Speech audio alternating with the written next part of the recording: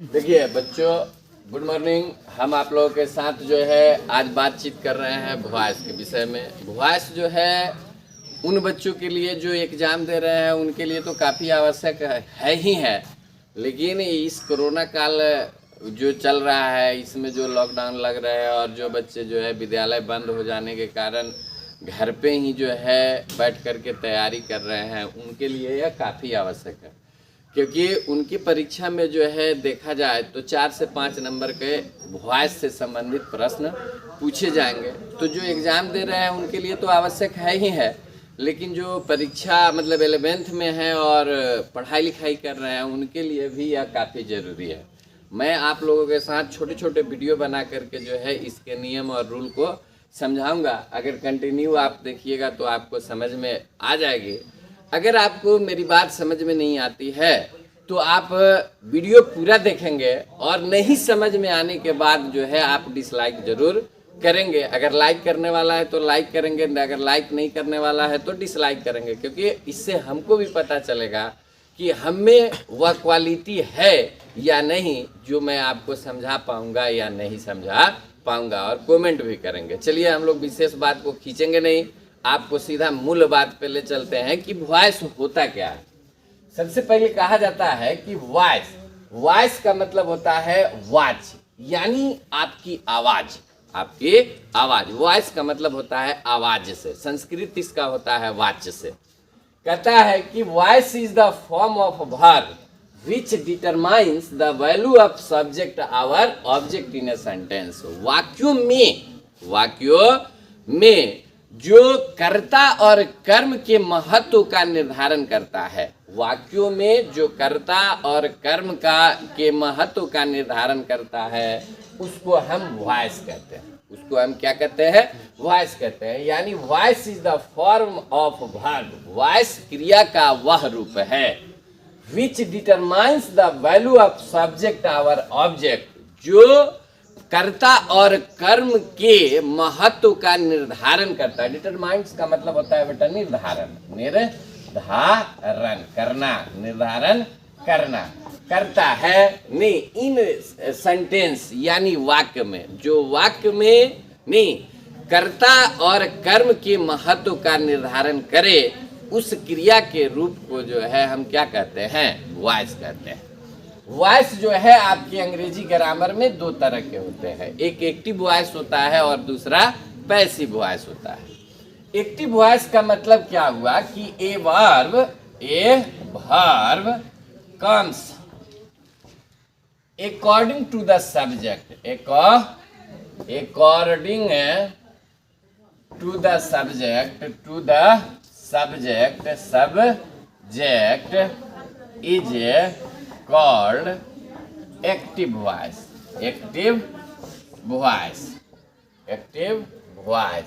यानी जब वाक्य में कर्ता जो है क्रिया के अनुसार आता है, जब वाक्य में कर्ता जो है क्रिया के अनुसार आता है तो उसको क्या कहते हैं? एक्टिव वॉइस में कहते हैं। जैसे as for example, my dear student, he it's an apple. यानी यहाँ हो गया कि यह इट्स जो है इस ही के अनुसार आया है। यह इट्स जो है किसके अनुसार आया है? ही के अनुसार। यानी UREATING eating an apple, Apple. यहाँ जो है यह आर ईटिंग जो है यह किसके अनुसार आया है? बोलो, यू के अनुसार आया है। तो यहाँ जो ये वर्ब का रूप काम किया, इसी को जो है हम एक्टिव वॉइस में करते हैं। किस में करते हैं बेटा? एक्टिव वॉइस में करते हैं। ठीक है, इसको क्या करते हैं बेटा? एक्टिव वॉइस में। दूसरी बात हो गई कि पैसिव वॉइस हमारा क्या कहता है? नहीं, कहता है कि ये verb comes according to the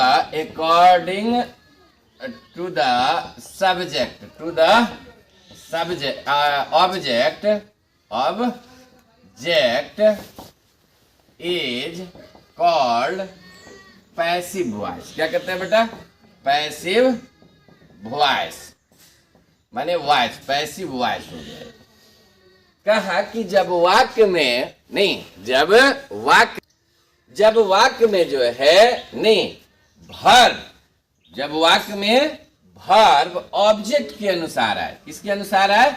object के अनुसार, तो उसको हम पैसिव वॉइस में कहते हैं। जैसे यहां मैंने लिखा ही इट्स एन एप्पल, अगर हम इसको ऐसे लिखे कि an apple is an APPLE, an apple is eaten by नहीं हिम, तो यहाँ जो है यह ईटेन किसके अनुसार आया? इज ईटेन, यह एन एप्पल के अनुसार आया है, इसलिए यह किस वॉइस में होगा बेटा?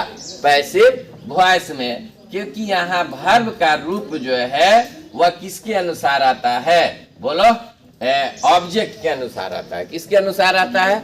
ऑब्जेक्ट के अनुसार। तो मेरी जहां तक सोच है आपको यह बात समझ में आ गई कि वॉइस होता क्या है, यानी voice is the form of verb which determine the value of subject और object in a sentence.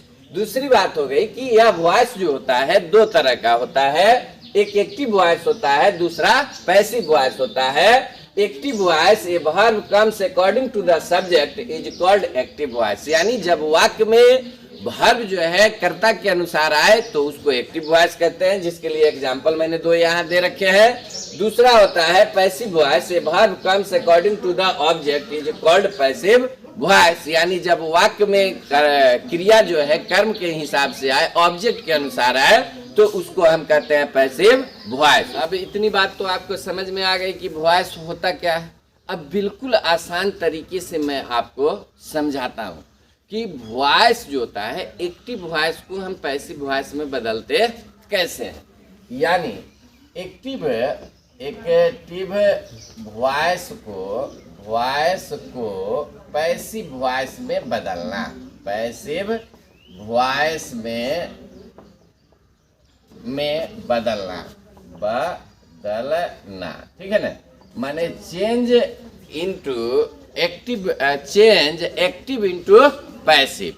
Active into passive. तो सबसे पहले इसमें आपको करना क्या होगा, जो सब के लिए यह नियम आवश्यक है, इसमें करना क्या होगा कि एक्टिव वॉइस के ऑब्जेक्ट को पैसिव वॉइस का सब्जेक्ट बनाना होगा। वॉइस का सब्जेक्ट बनाएंगे, सब्जेक्ट बनाना है। क्या करना है? बनाना है। नहीं, अब यहाँ एक बात मैं आपको समझा दूं कि इसको बनाना है तो ऑब्जेक्ट जो होता है वह ऑब्जेक्टिव केस में होता है। ऑब्जेक्ट जो होता है ऑब्जेक्टिव केस। अब जो है इसमें एक बात मैं आपको बता दूं कि ऑब्जेक्ट जो होता है वह हमारा ऑब्जेक्टिव केस में होता है। तो इसको बदलने के लिए जो है पहले नोमिनेटिव केस,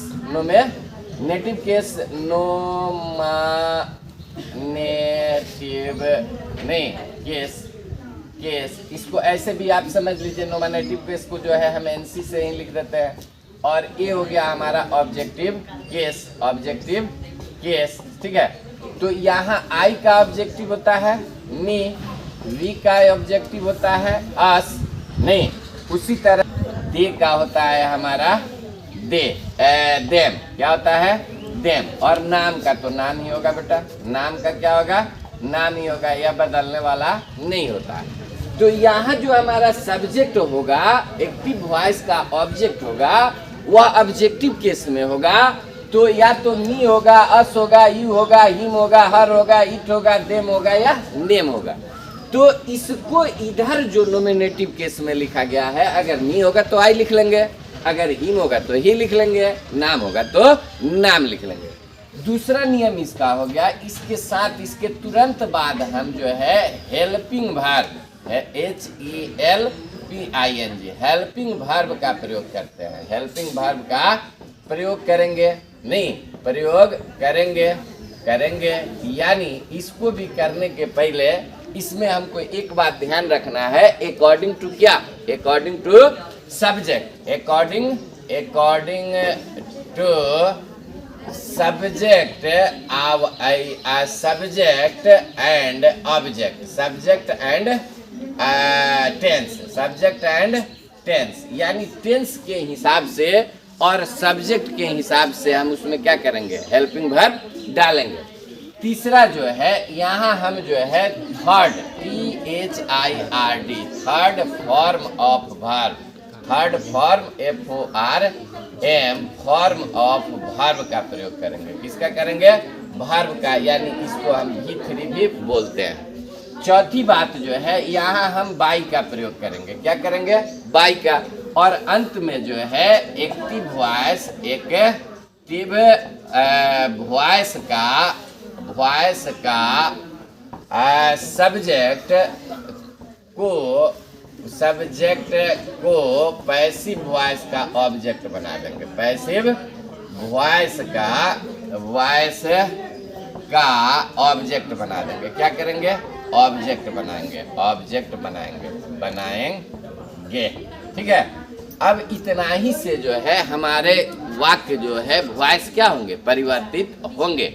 अब इसमें जो नियम होगा वह अगले वीडियो में बताएंगे कि किसको किस तरह से हम लोग बदलते हैं। लेकिन इसमें जो है एक एग्जाम्पल मैं दे करके आपको समझा दूं कि अगर हमारा लिखा है राम